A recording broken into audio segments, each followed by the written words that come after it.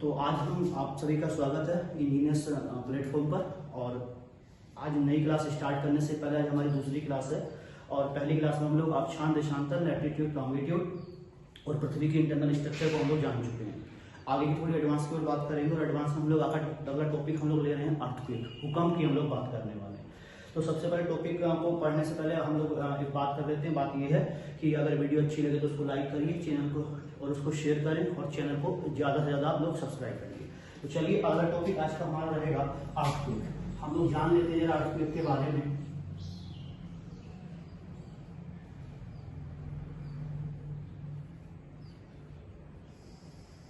भूकंप, अब देखिए भूकंप की हम लोग बातें करेंगे तो सबसे पहली बात देखिए, भूकंप अपने आप में एक प्राकृतिक आपदा है और एक बड़ा क्या है, नेचुरल डिजास्टर है। तो जब कोई भी प्राकृतिक आपदा आती है तो सबसे पहले क्या उसके बचाव को हम लोग बात करते हैं। और भूकंप उससे अगर हम लोग बचाव कर पाते तो क्या है, होने वाले नुकसान को भी हम लोग कम कर सकते हैं। और ये बचाव तभी संभव है जब हमको क्या पता लगे, प्राकृतिक यानी कि किसी नेचुरल डिजास्टर के आने से पहले उसको क्या हमको थोड़ा सा आभास हो जाए। तो देखिए ऐसे ही जब भूकंप आता है तो भूकंप से आने की पहले की बात कर रहे हैं, जो हमारा वायुमंडल होता है इसमें वायुमंडल बहुत सारी गैसों का कंपोजिशन है, बहुत सारी गैसेस पाई जाती हैं। तो ऐसे भूकंप के आने से पहले यानी कि वे रीजन्स, वो क्षेत्र जहां पे अक्सर क्या आते हैं, अर्थक्वेक्स आते रहते हैं, तो उन क्षेत्रों में अर्थक्वेक के आने से पहले वहां का जो एटमॉस्फेयर होता है उस एटमॉस्फेयर में क्या है, कुछ चेंजेस हमको दिखाई देते हैं। और उन्हीं चेंजेस के आधार पर अगर हम लोग समझ लें तो शायद हम बता सकते हैं कि अर्थक्वेक आने वाला है। तो समझ लेते हैं क्या क्या चेंजेस होते हैं। देखिए भूकंप से आने की मैं पहले की बात कर रहा हूँ, सबसे पहले बिफोर अर्थक्वेक, ठीक है। तो भूकंप आने से पहले क्या होता है, कहां की बात कर रहे हैं हम लोग, एटमॉस्फेयर। बिफोर अर्थक्वेक इन एटमॉस्फेयर। देखिए जो एटमॉस्फेयर होता है, इस एटमॉस्फेयर में भूकंप के आने से पहले दरअसल क्या होता है, हमारे एटमॉस्फेयर में एक गैस पाई जाती है, रेडॉन नाम की गैस। कौन सी गैस होती है, एक रेडॉन गैस पाई जाती है। और जैसे भूकंप आता है तो भूकंप आने से पहले उस क्षेत्र का जो एटमॉस्फेयर होगा उसमें रेडॉन गैस की जो मात्रा होती है वो क्या होती है, बढ़ जाती है। तो हमारा पहला प्रश्न एग्जाम के लिए बन जाता है कि बताएं अर्थक्वेक आने से पहले हम हमारा एटमॉस्फेयर में कौन सी गैस की मात्रा बढ़ जाती है। तो कौन सी गैस की मात्रा बढ़ जाएगी, रेडॉन गैस की मात्रा बढ़ जाती है। अब देखिए भूकंप की बात कर लेते हैं साहब। जब भूकंप से आने के पहले की हमने बात कर ली, अब हम लोग किसकी बात करते हैं, भूकंप के आने के बाद। और जब भूकंप आ जाता है, आने के बाद क्या होता है, इस भूकंप की क्या कहती है, स्टडी कहता है, इसका अध्ययन किया जाता है। और इस स्टडी को हम लोग बोलते हैं सिस्मोलॉजी। यानी कि भूकंपों का प्रश्न आएगा किस ब्रांच में करते हैं तो किसमें करेंगे हम लोग, सिस्मोलॉजी। तो हम लोगों ने अभी भूकंप से आने के पहले की बात की और भूकंप के आने के बाद की हम लोग बात कर लिए। लेकिन इस बीच में क्या हुआ इसकी बात अभी हम लोग नहीं किए हैं। तो बीच में क्या होता है जरा उसकी भी हम लोग बात कर लेते हैं। यानी कि जब भूकंप आया, देखिए जब हमारी पृथ्वी पर अर्थक्वेक्स आते हैं तो इन अर्थक्वेक से क्या होती है, हमारी पृथ्वी पर कई सारी क्या है, वेव्स, तरंगे पैदा होती हैं, जिनको हम लोग भूकंपीय तरंगे बोलते हैं। क्या बोलते हैं, हम लोग बोलेंगे भूकंपीय तरंगे या सिस्मिक वेव्स इनको हम लोग बोलते हैं। जरा इनके बारे में जानेंगे।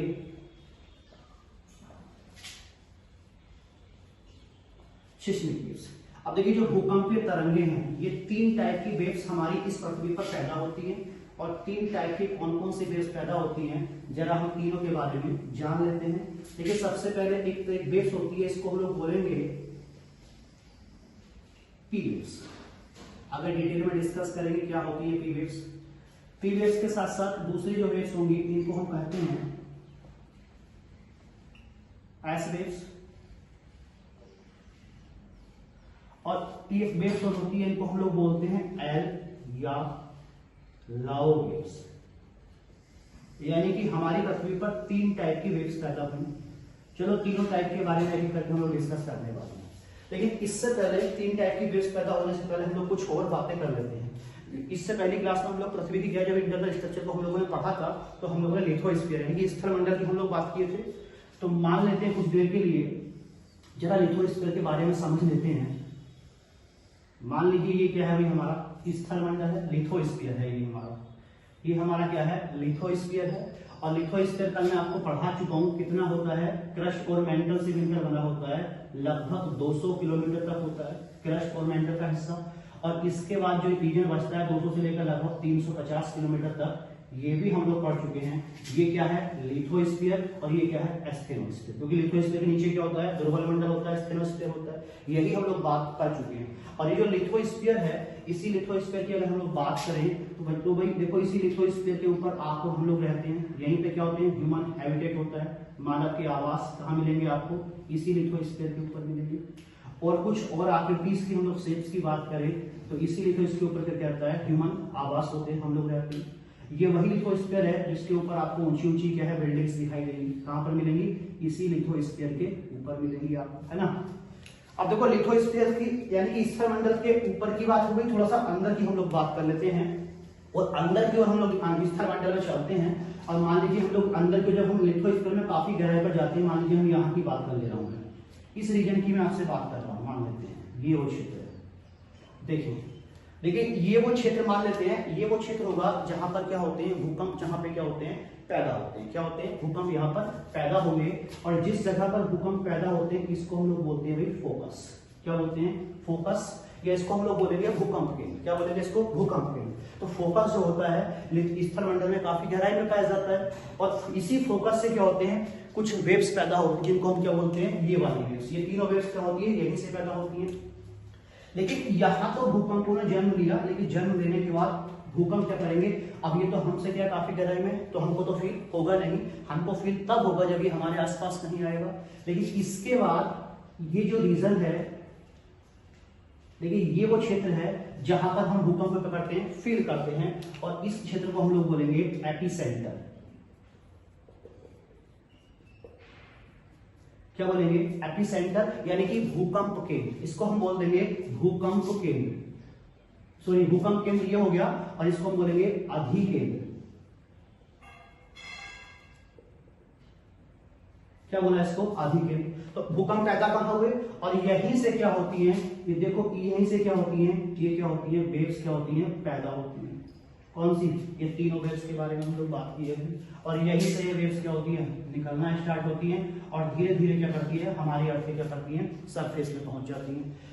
तो अब दो बातें ध्यान से देखेंगे तो आप पाओगे, जो आपका ये एपिसेंटर है और जो ये फोकस है, दोनों बिल्कुल क्या एकदम बिल्कुल सीधे में है। और दोनों के बीच में अगर मैं लाइन ड्रॉ कर दूं, सीधी रेखा खींच दूं, तो दोनों के बीच में क्या है, दोनों एक दूसरे क्या मिलेंगे, बिल्कुल सीधे मिलेंगे। तो प्रश्न आ जाए, और दोनों के बीच में कितने का एंगल क्रिएट हो रहा है, 90 डिग्री का। तो कई बार प्रश्न आता है कि एपिसेंटर और फोकस के बीच में कितने का एंगल बनता है, तो आपका उत्तर क्या होना चाहिए, 90 डिग्री। आपसे प्रश्न आता है कि भूकंप कहां पे पैदा होते हैं, तो हमारा उत्तर होगा फोकस, भूकंप केंद्र में पैदा होते हैं। प्रश्न आता है कि भूकंप सबसे पहले महसूस कहां किए जाते हैं, तो कहां फील होंगे, एपिसेंटर पे। कहां फील होते हैं, एपिसेंटर। आपसे प्रश्न बन जाए एग्जाम में, कई बार पूछ लेते हैं कि बताइए एपिसेंटर हमारे नजदीक है कि फोकस, पृथ्वी में गहराई में कौन सा रीजन पाया जाता है, तो उत्तर क्या होना चाहिए, फोकस होना चाहिए। यानी कि फोकस मतलब बोले तो भूकंप केंद्र।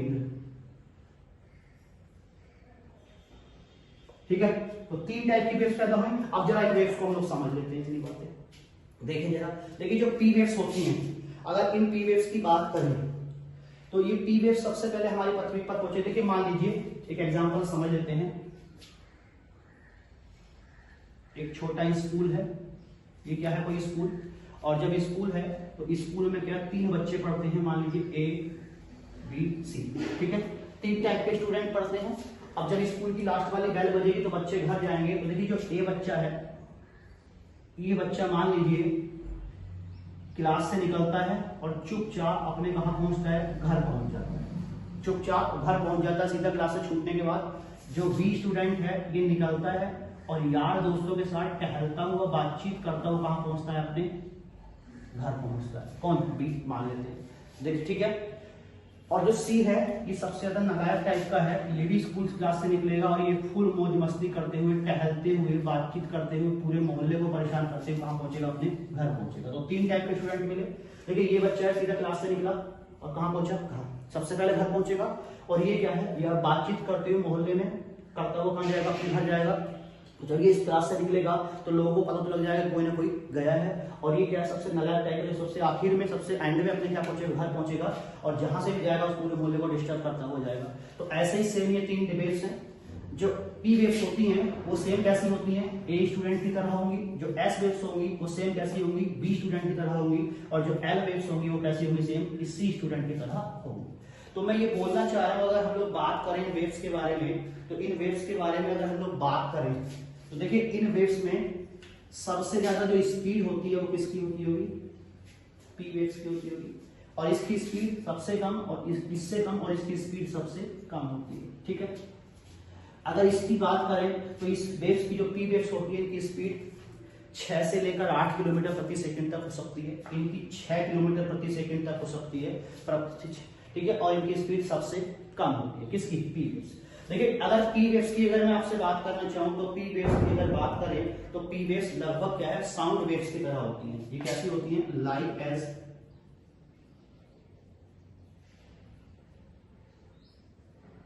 साउंड वेव्स, जो लिक्विड सॉलिड तीनों फॉर्मेट में मूव कर जाती हैं, लिक्विड सॉलिड और क्या है, गैस, तीनों फॉर्मेट में क्या कर जाती है, मूव कर जाती हैं। इन वेव्स की अगर मैं आपसे बात करना चाहूं तो इन वेव्स को लॉन्गिट्यूडनल वेव्स भी हम लोग बोल सकते हैं, अनुदैर्घ्य तरंगे।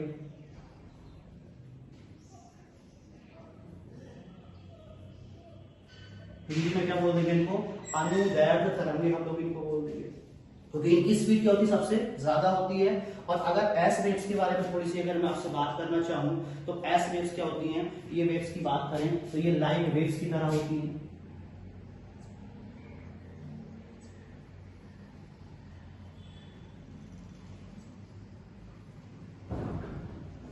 यानी कि इन वेव्स के बारे में अगर मैं बात करना चाहूं तो इनको आप ट्रांसवर्स वेव यानी कि अनुप्रस्थ तरंगे भी बोल सकते हैं।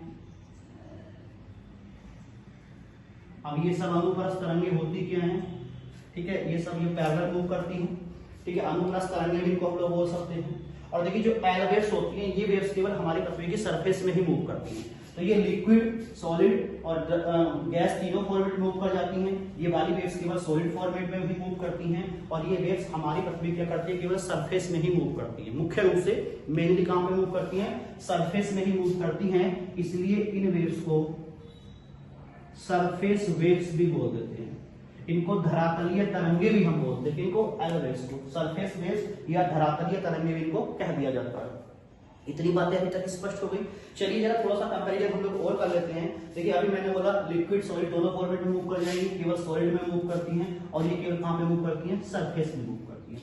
तो जरा दोनों की तुलना कर लेते हैं तीनों की, और सबसे पहले बात करते हैं भाई स्पीड की और इंटेंसिटी। स्पीड और इंटेंसिटी की हम लोग बातें कर लेते हैं।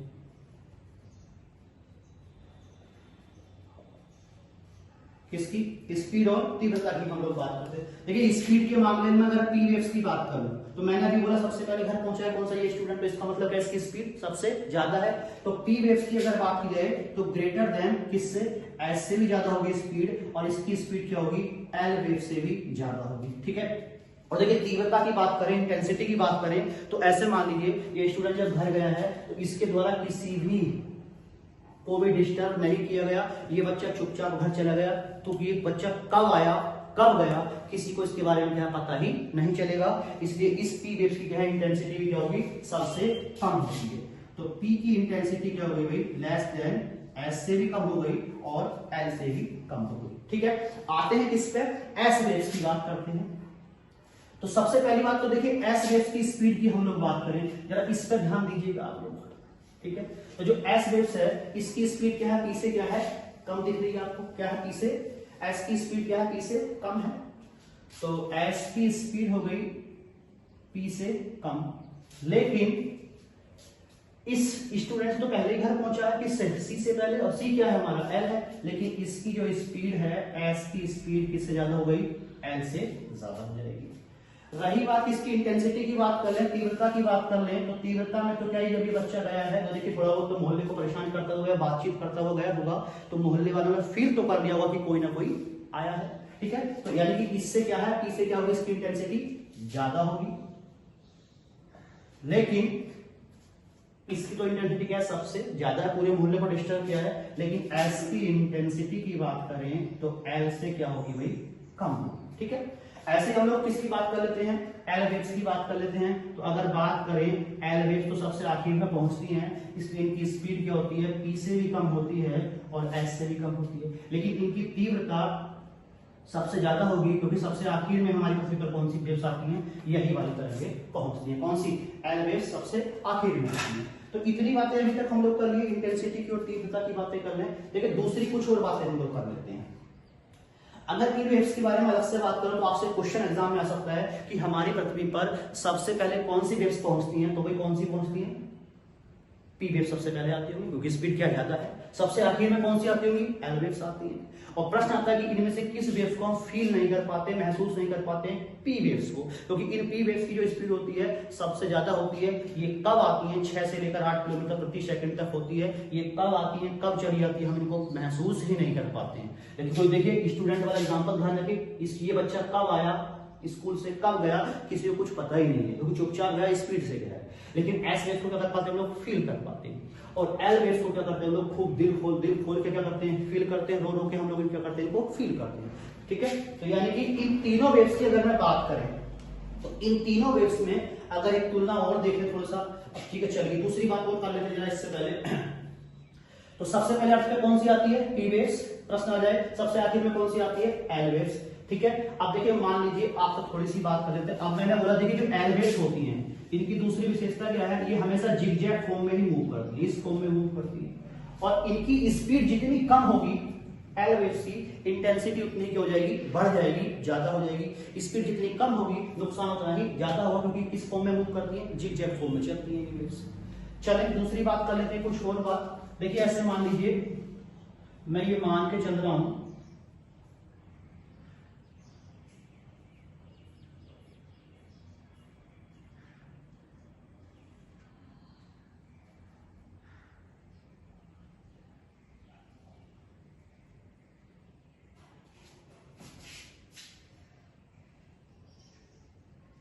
ये वाला इंडिया आप सब लोगों ने देखा होगा, प्रायद्वीपीय भाग की बात कर रहा हूँ, पेनिनसुलर इंडिया की बात कर रहा हूँ। और आपको पता है नीचे क्या है? हिंद महासागर यहाँ पे मिलेगा।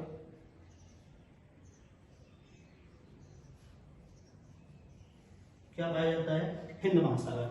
अगर मान लो ये जो एलवेव्स हैं जिनको हमने सरफेस बॉक्स बोला, ये एलवेव्स किन्हीं कारणों से अगर क्या है वाटर के अंदर मूव कर जाए, पानी में चली जाए, यानी कि इस इंडियन ओशन में अगर प्रवेश कर जाए, और इनका फॉर्मेट क्या चलने का? जिगजैग फॉर्म में ही मूव करती है वेव्स।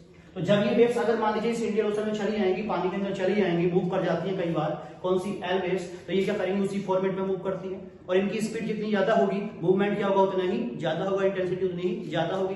जब ये इस इंडियन ओशन में जाके मूव करेंगी तो यहाँ का जो पानी होगा वो भी क्या होगा? ऐसे ऐसे क्या होगा? ऊपर नीचे होगा, ऊंची नीची क्या बनेगी? लहरें बनेगी, वेव्स पैदा होंगी। तो मान लीजिए ये वेव्स क्या होगी? इस इंडियन ओशन चलेगी तो क्या होगी? यहाँ पर इस तरह क्या पैदा होंगी? वेव्स पैदा होंगी। और ये जो वेव्स पैदा हुई, इन्हीं वेव्स को हम लोग क्या बोल देंगे भाई? सुनामी। क्या बोलेंगे इन्हीं वेव्स को? इन्हीं वेव्स को हम लोग बोलेंगे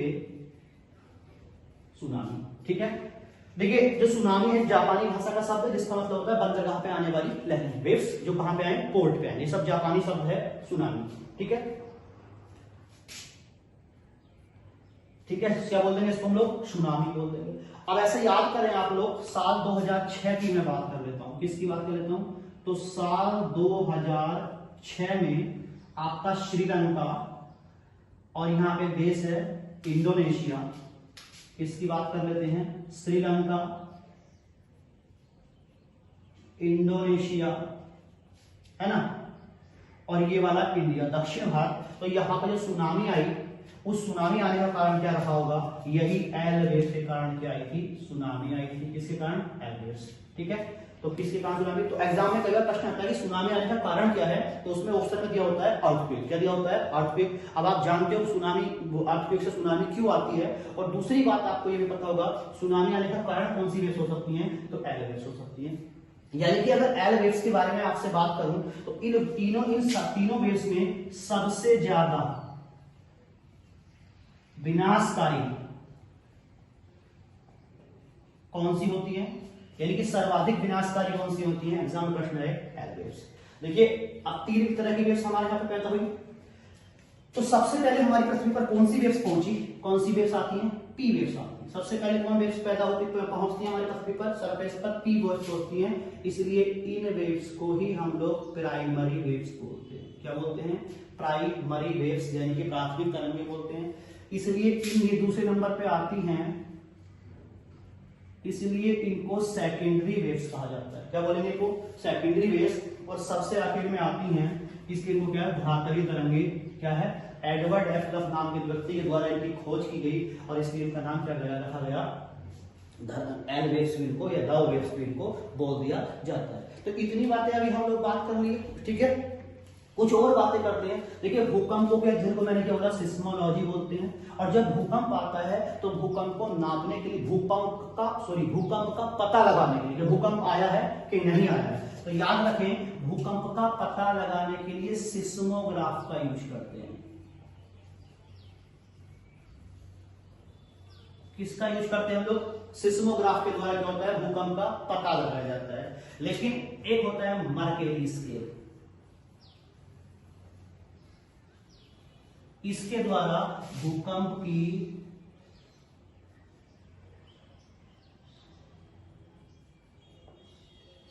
इंटेंसिटी यानी कि तीव्रता का पता लगाते हैं किसके द्वारा? Mercalli scale. देखिए सिस्मोग्राफ का थोड़ा सा एडवांस है, वो है मर्केली स्केल।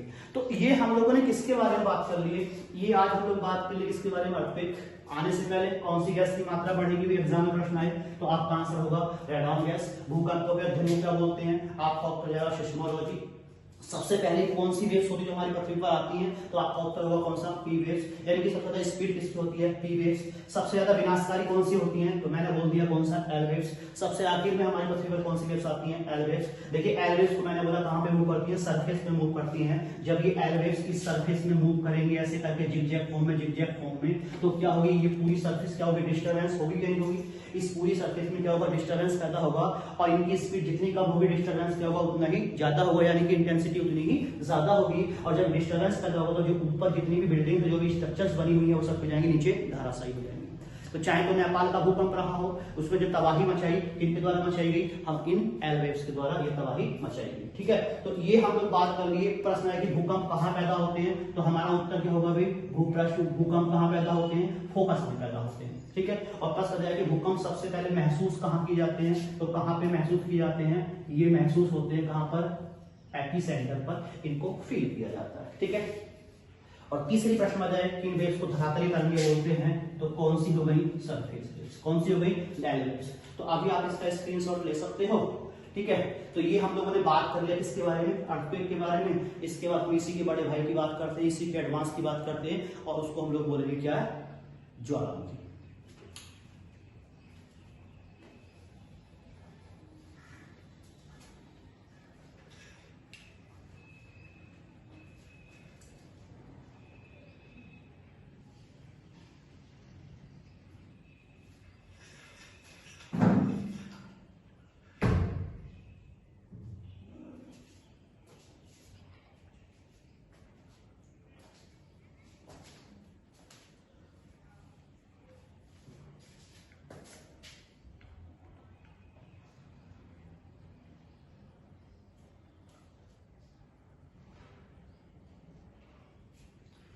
तो जल्दी से मैं इसको रफ कर देता हूं, आप इसका स्क्रीनशॉट ले सकते हो।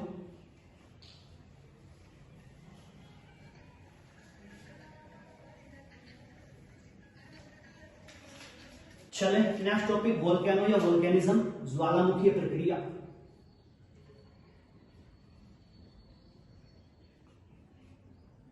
ठीक है,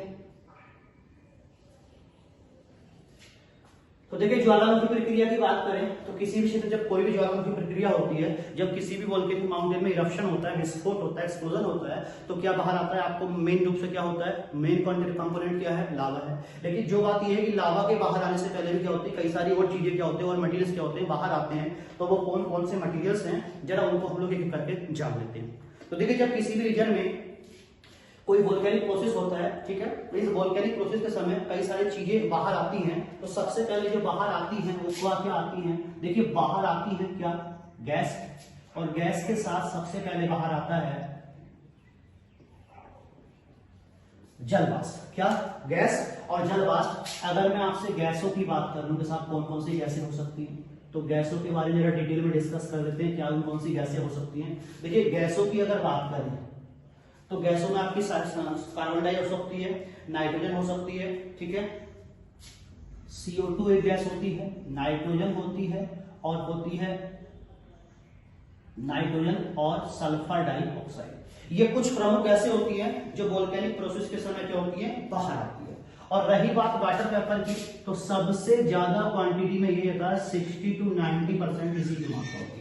तो एग्जाम में कई बार प्रश्न उठा लेते हैं इस टॉपिक से कि बताइए वोल्केनिक प्रोसेस के समय सबसे ज्यादा मात्रा में क्या बाहर आता है, तो क्या बाहर आता है भाई, वाटर वेपर, जिसकी क्वांटिटी कितनी होती है 60 to 90। इसके बाद सेकंड नंबर की अगर मैं बात करूं, दूसरे नंबर पर बाहर आते हैं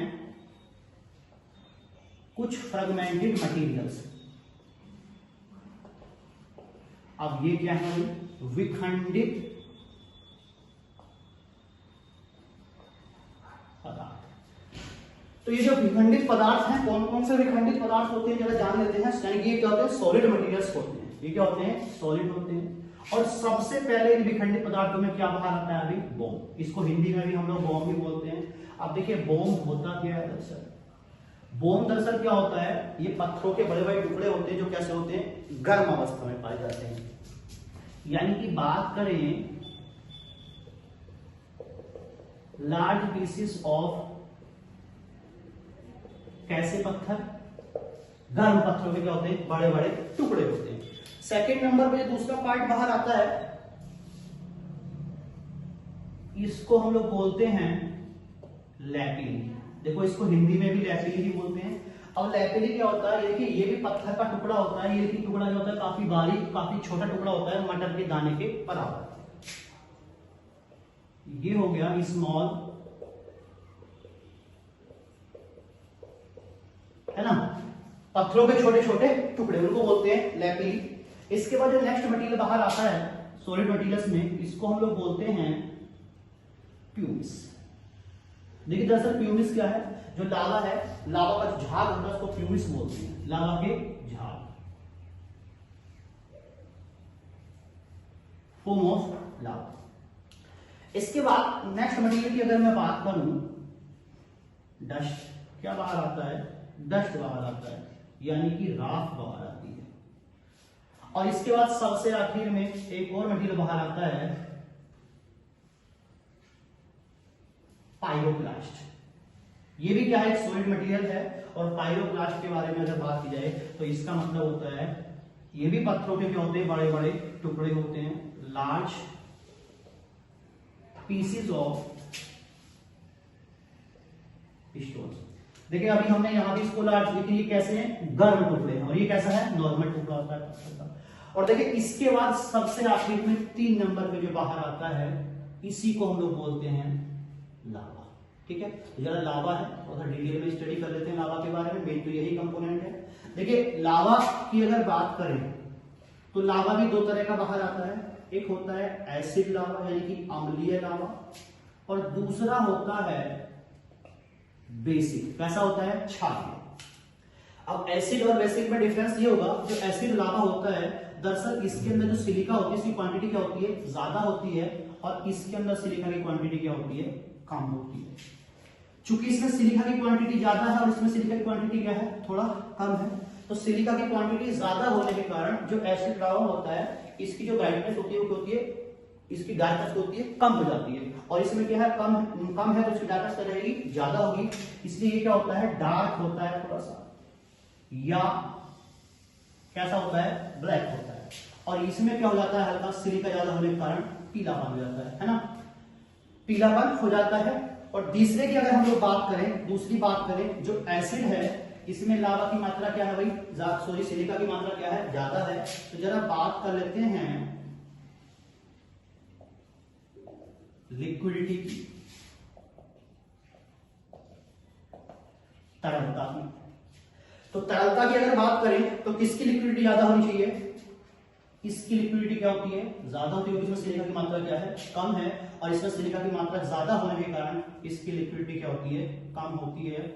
और जब यही लावा, 2 तरह का लावा हमारी अर्थ में, मान लीजिए ये जो लावा है जब किसी वोल्केनिक माउंटेन से निकलेगा तो ये ज्यादा ऐसा फैलता चला जाएगा, ज्यादा एरिया कवर करेगा, क्योंकि इसकी क्या लिक्विडिटी ज्यादा है, इसकी लिक्विडिटी कम है, तो ये वाला जो एसिड है ये कम एरिया को कवर करेगा, इस तरह से फैलेगा।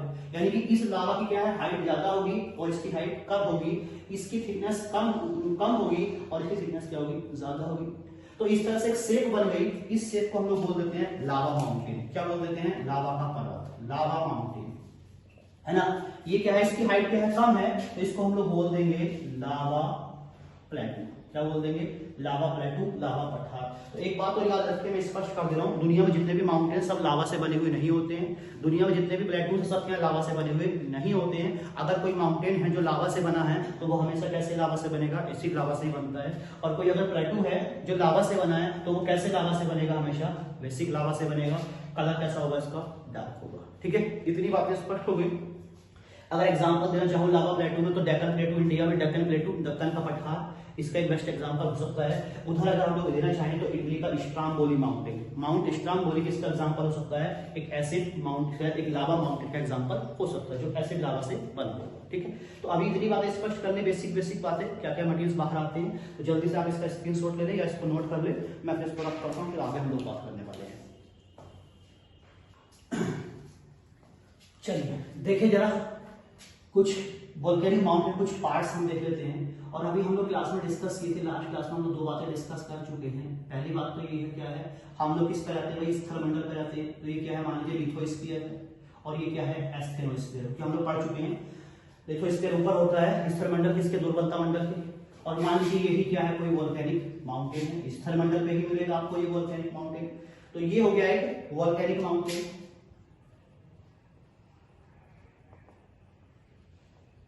ठीक है, ये हो गया एक वोल्केनिक माउंटेन। अब देखिए लावा का सोर्स मैंने बताया था क्या होता है, एस्थेनोस्फीयर होता है, लावा का सोर्स होता है, सोर्स ऑफ लावा। ये बात हम लोग पहले क्लासेस में डिस्कस कर चुके हैं, इससे पहली क्लास में लावा का सोर्स यही होता है।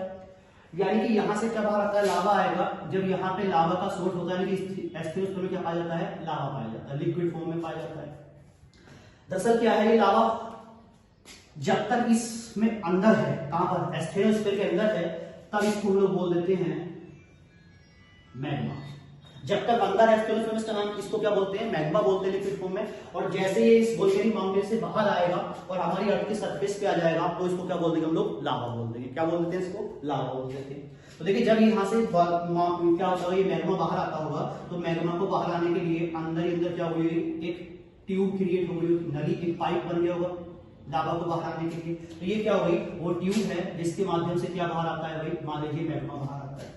और इसी ट्यूब में ये क्या है, एक छोटा होल, क्या हो गया, ये होल है जिससे क्या बाहर निकलता है, ये मैग्मा बाहर निकलता होगा और फिर क्या बनता होगा, लावा। तो ये जो वोल्केनिक माउंटेन है, इस वोल्केनिक माउंटेन की बात करें तो इस वोल्केनिक माउंटेन में ये जो प्रक्रिया है बहुत सालों से चलेगी, लाखों सालों से, मिलियंस ऑफ ईयर से। क्या इसके अंदर से बाहर से क्या, अंदर से क्या आ रहा है, लावा बाहर आता रहेगा। देखिए बच्चों, जब इसके बाहर से लावा बाहर आता रहेगा तो क्या होगा, धीरे धीरे क्या होगा, जो लावा का जो होल है, ये जो होल है इस वोल्केनिक माउंटेन का, इसका साइज बढ़ना स्टार्ट हो जाएगा। साइज चौड़ा होगा कि नहीं होगा। अब सेकंड स्टेज क्या हो सकती है भाई, इसी वोल्केनिक माउंटेन का क्या हो जाएगा, ये जो होल है जिससे क्या बाहर आता है, लावा बाहर आता है, इसका साइज क्या हो जाएगा, बढ़ जाएगा, ऐसे। ठीक है, ऐसे था तो कैसा हो गया, ये बढ़ गया। और जब इसका ये साइज बढ़ जाएगा, तो ये जो साइज बढ़ा, ठीक है, इस बढ़े हुए साइज को हम लोग बोलेंगे, क्या बोलेंगे, क्रेटर।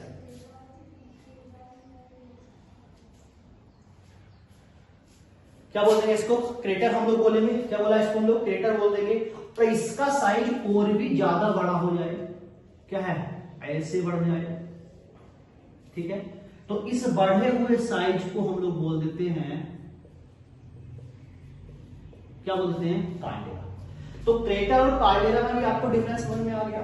ठीक है, अब तीसरी स्थिति मान लीजिए, जब इसमें क्रेटर बना, होल इसका साइज बढ़ा इस होल का, तो इसमें क्या कहलाया, क्रेटर बना। और मान लीजिए क्रेटर बनने के बाद ये जो वोल्केनिक माउंटेन है, इससे लावा का इरप्शन बंद हो जाए, लावा बाहर आना बंद हो जाए, यानी कि ज्वालामुखी जो पर्वत हो जाए, मर जाए, डेड हो जाए। और जब ये डेड हो जाएगा तो इससे क्या होता है, लावा बाहर आना बंद हो जाता है। और जब लावा बाहर आना बंद होता है तो ये जो होल है ऊपर खुला हुआ, ये ऐसे ही खुला हुआ पड़ा रहेगा। ये क्रेटर क्या है, ऐसे ही पड़ा रहता है। और जब ये क्रेटर ऐसे ही पड़ा रहेगा और धीरे धीरे क्या हो जाए, मान लीजिए भाई इसमें क्या हो जाए, पानी भरना स्टार्ट हो जाए।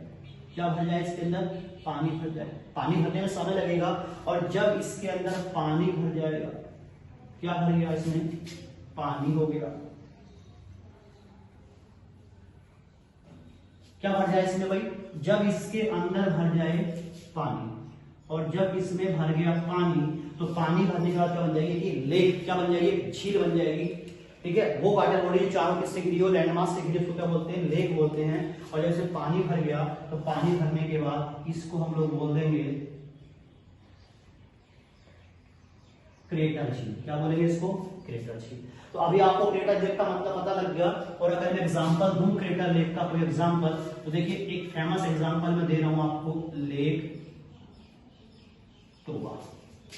और ये लेक टोबा आपको इंडोनेशिया में दिखाई देगी। देखिए जो लेक टोबा है ये दुनिया का सबसे बड़ी क्रेटर लेक है। तो आज से मिलियंस ऑफ ईयर्स पहले, ठीक है, इस लेक टोबा क्या था, सर, एक वोल्केनिक माउंटेन था।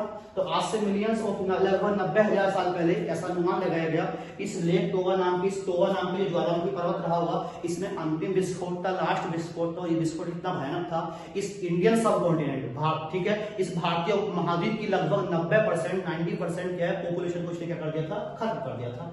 और वो उसमें लास्ट विस्फोट था। इसके बाद ये क्या बन गया, क्रेटर, पानी भरता रहा और क्या बना, क्रेटर लेक बना, जो दुनिया की सबसे बड़ी क्रेटर लेक है। ठीक है, ऐसे ही एक एग्जांपल और देते हैं जरा, इंडिया में भी एग्जांपल मिलेगा आपको, लोनार झील। कौन सी, देखिए लोनार झील, जो महाराष्ट्र की लोनार झील है, भारत में महाराष्ट्र की लोनार लेक किसका एग्जांपल है, ये भी एक क्रेटर लेक का एग्जांपल है। ठीक है, तो दो एग्जांपल मिल गए। तो एग्जाम में लोनार लेक को भी कई बार पूछने की संभावना रहती है और पूछ लिया जाता है। तो अभी मैं समझ रहा हूं आपको क्रेटर का मतलब पता है, काल्डेरा थोड़ा साइज बड़ा हो जाए तो काल्डेरा हो जाता है। ये क्रेटर ही मेन है हमारे एग्जाम के लिए और इसी को एग्जाम में पूछ लेते हैं। तो जल्दी से आप इसका स्क्रीनशॉट लेते हैं, फिर हम लोग आगे की बात करते हैं। चलें जरा बात करते हैं, जो वोल्केनिक माउंटेन होते हैं ये कितने टाइप के होते हैं। टाइप,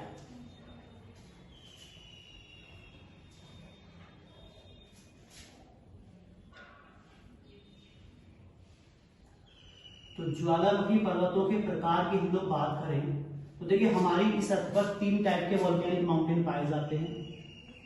कौन कौन से होते हैं जरा जान लेते हैं तीनों को। सबसे पहले होते हैं एक्टिव वोल्केनो, सक्रिय ज्वालामुखी। एक मिलेगा आपको, इसको हम लोग बोलेंगे डोरमेट।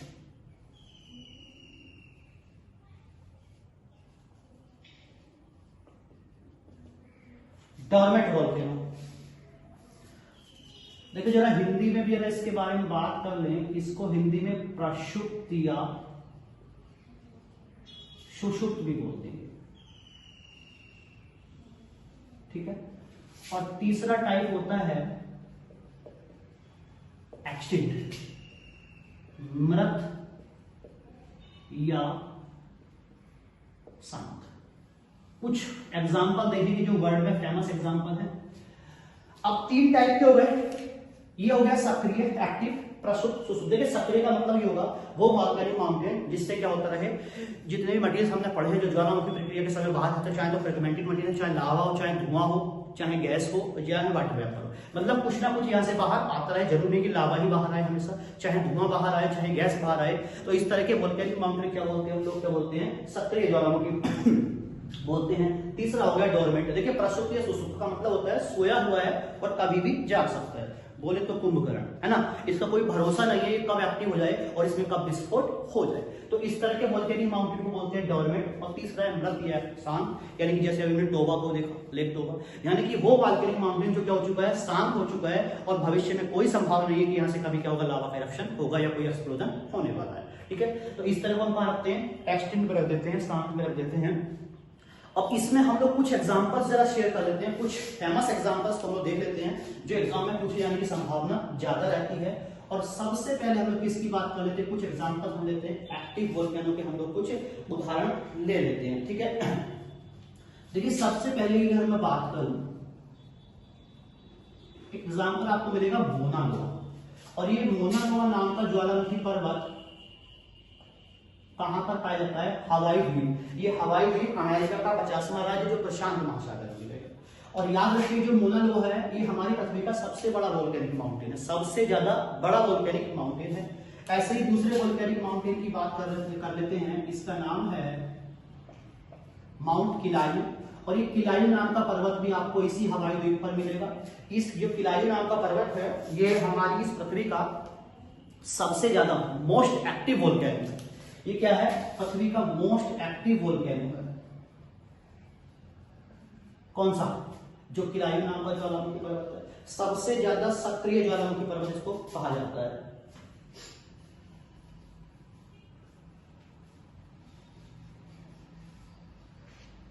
आगे की बात करते हैं, कुछ अगला एग्जाम्पल देखते हैं भाई।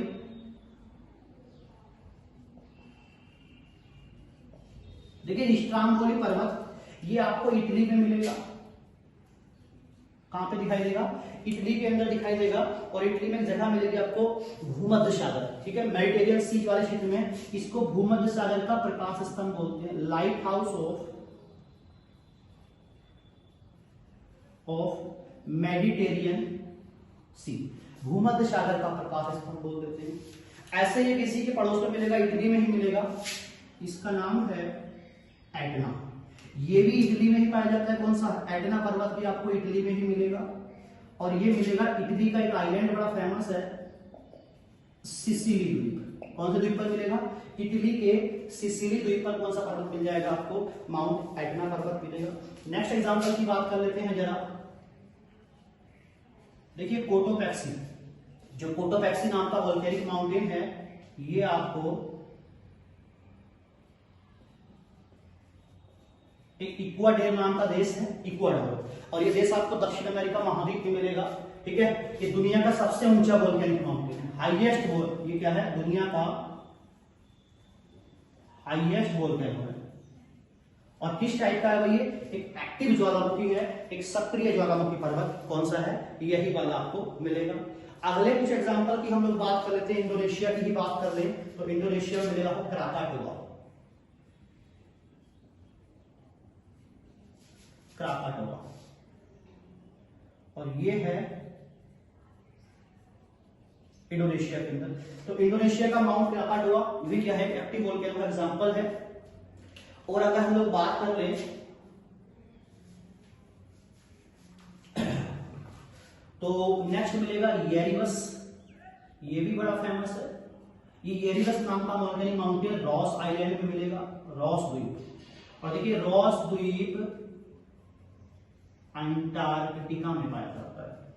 और एक और एग्जांपल की हम बात कर लें, माउंट मेयोन।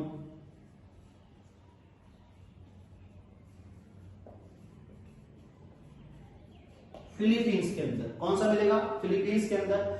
कुछ और एग्जांपल देख लेते हैं, 2-3 और फेमस एग्जांपल हैं। एक एग्जांपल इंडिया में भी मिल जाएगा इसका। किसका? एक्टिव वोल्केनो का। तो देखिए इंडिया में आपको एक वोल्केनिक माउंटेन मिलेगा जिसका नाम है वैरन आइलैंड, वैरन द्वीप। और ये वैरन द्वीप नाम का ज्वालामुखी पर्वत इंडिया में अंडमान निकोबार द्वीप, कहां पर मिलेगा आपको? इंडिया का, भारत का एकमात्र एक्टिव वोल्केनो है। कौन सा है? वैरन आइलैंड, ठीक है। एग्जाम में इसको भी कई बार पूछ लिया जाता है कि इंडिया में एकमात्र ज्वालामुखी पर्वत का नाम बताएं, तो कौन सा हो गया हमारा?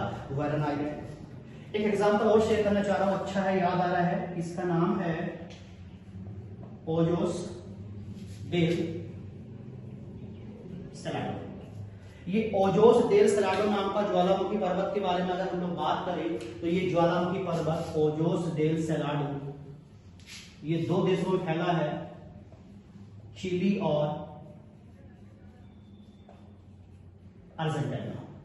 तो ये कुछ प्रमुख एग्जांपल है किसके? एक्टिव वोल्केनो के, ठीक है। हालांकि एग्जांपल अभी भी बहुत सारे हो सकते हैं, लेकिन हमने कुछ मेन एग्जांपल्स की हम लोग बात किए हैं।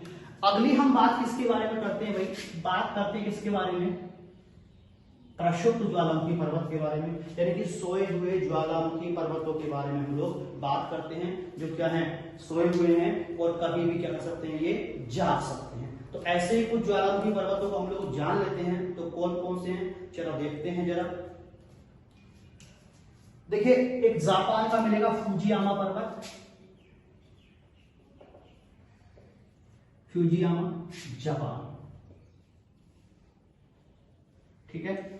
ये मिलेगा आपको जापान में। ऐसा ही एक वोल्केनिक माउंटेन है वेसुवियस,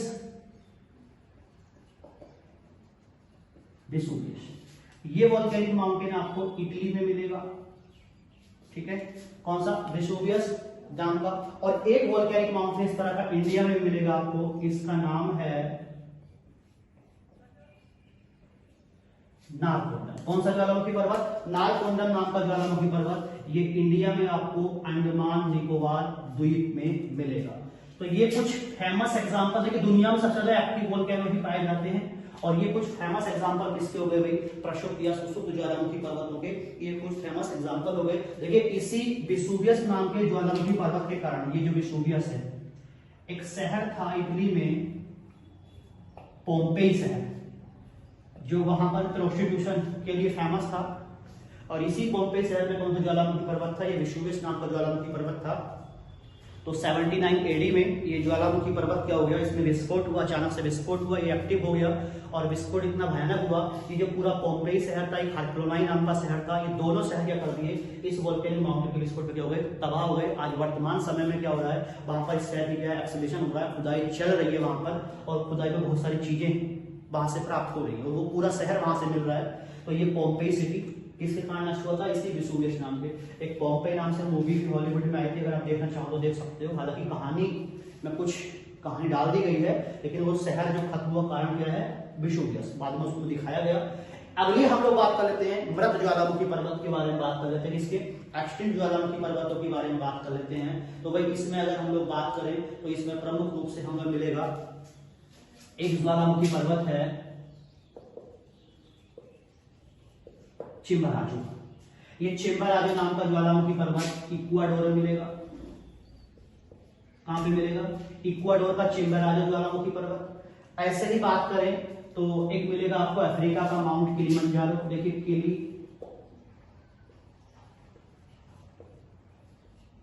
किलिमंजारो, अफ्रीका में एक देश है तंजानिया, एक देश है तंजानिया, ये तंजानिया में मिलेगा कौन सा, किलिमंजारो, और ये कौन सा हो गया, चिम्बराजो। और एग्जांपल दें तो माउंट पोपा ईरान, तो ईरान का पोपा, ये भी क्या है, एक dormant volcano, sorry extinct volcano का एग्जांपल है। चिम्बराजो का पोपा हो गया। देखिए देवबंद भी इसमें हम लोग ले सकते हैं, ठीक है। माउंट पोपा सॉरी ईरान का नहीं, म्यांमार का है, ये म्यांमार।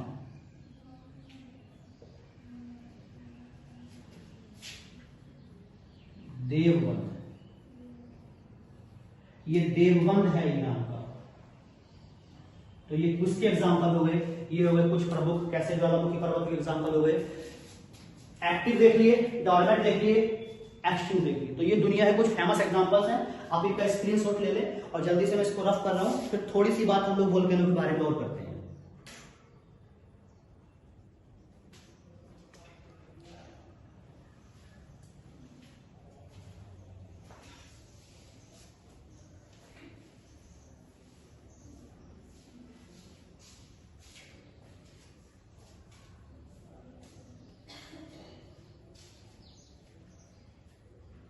तो चलिए ये आपका हो गया होगा, मैं इसको रफ कर देता हूं जल्दी से। देखिए दूसरी थोड़ी सी हम लोग ये बात करना चाह रहे हैं, कुछ 2-3 टेक्नोलॉजी इस टॉपिक से संबंधित है जिनको एग्जाम में कई बार पूछा जाता है और बड़ी फेमस है। जैसे अगर मैं बात करना चाहूं तो सबसे पहली बात तो मैं बात करना चाह रहा हूं इसकी डिस्ट्रीब्यूशन के बारे में।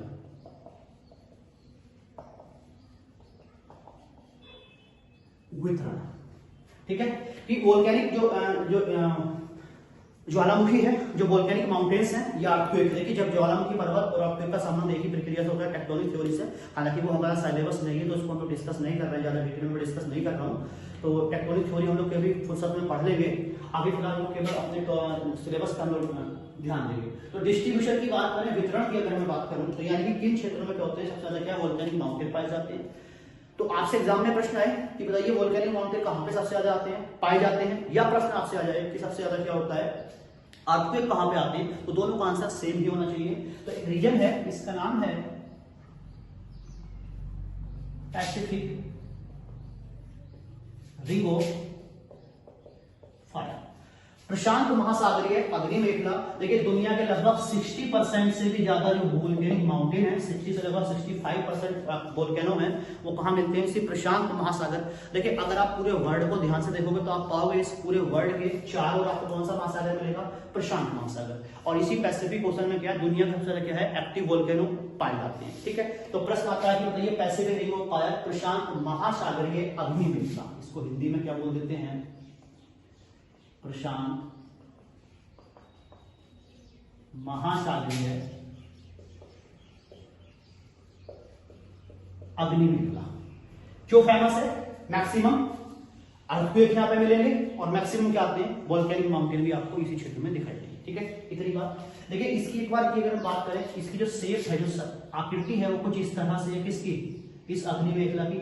जैसे घोड़े के पैर में नाल उठाई जाती है, ठीक है, उसी तरह क्या होती है? इसकी शेप होती है। किसकी? पैसिफिक रिंग ऑफ फायर की।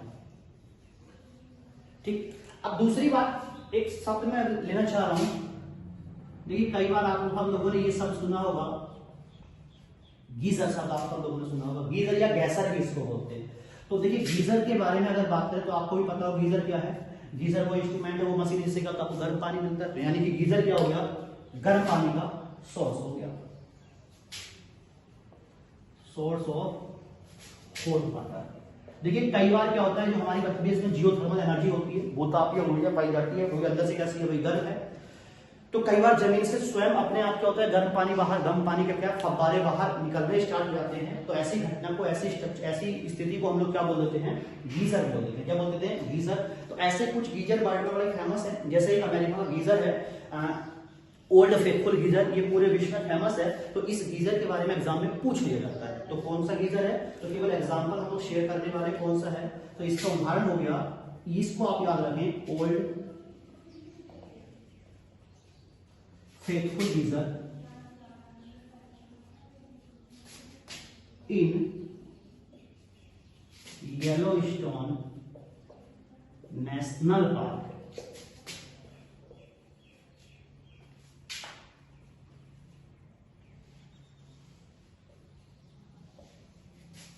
California, USA. ठीक है, तो अमेरिका का कैलिफोर्निया राज्य एक पार्क हो गया, कौन सा? Yellowstone National park. और यहाँ पर वर्ल्ड फेमस गीजर है, इसका नाम याद रखिए, ओल्ड फेथफुल गीजर, जिसको डायरेक्ट एग्जाम्स में कई बार पूछा जाता है। तो ओल्ड फेथफुल गीजर हर 50 मिनट से लेकर क्या 55 मिनट के बीच में क्या, सॉरी 90 से 95 मिनट के बीच में क्या होता है? इस गीजर से क्या होता है? अपने आप गर्म पानी बाहर निकलना स्टार्ट हो जाता है। ऐसी एक और गीजर के बाद बात करते हैं थोड़ा सा, फ्यूम रोल क्या होता है?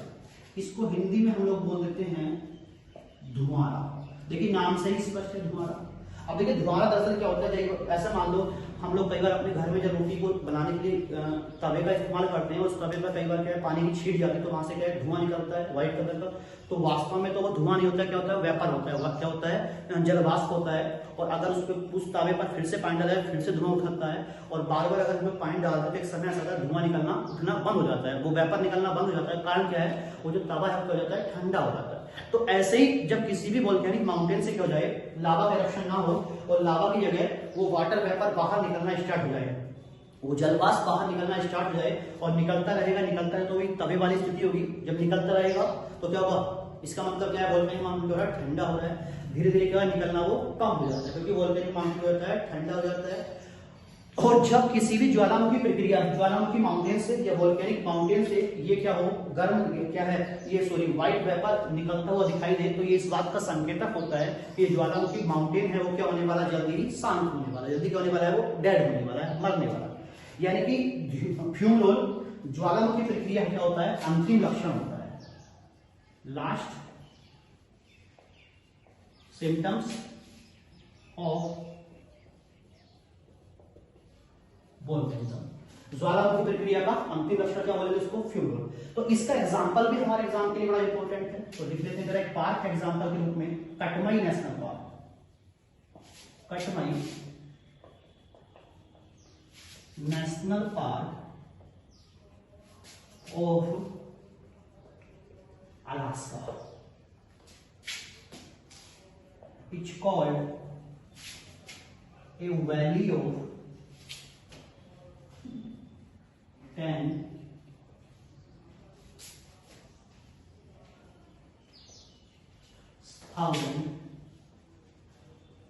स्मोक्स। ठीक है, तो अलास्का, अमेरिका का 49वां राज्य का कौन सा नेशनल पार्क, कटमाई नेशनल पार्क, क्या कहा जाता है, 10,000 स्मोक, 10,000 धुमारों की घाटी इसको बोलते हैं। क्या कहा जाता है इसको, ये फेमस है इस नाम से, 10,000 धुमारों की घाटी के नाम से। तो ये कुछ मैं बात करना चाह रहा था इसके बारे में, वोल्केनिज्म के बारे में।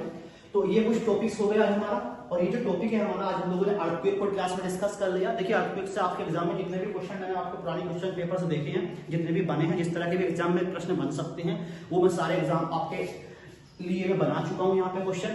तो आप सबसे चलते बात, अगर आपको वीडियो अच्छी लगे तो जरा इसको लाइक जरूर करें, शेयर करें और चैनल को जरा सब्सक्राइब जरूर करें। ठीक है, तो आज के लिए हम लोग इतना रखेंगे, बाकी मिलते हैं हम लोग नेक्स्ट वीडियो।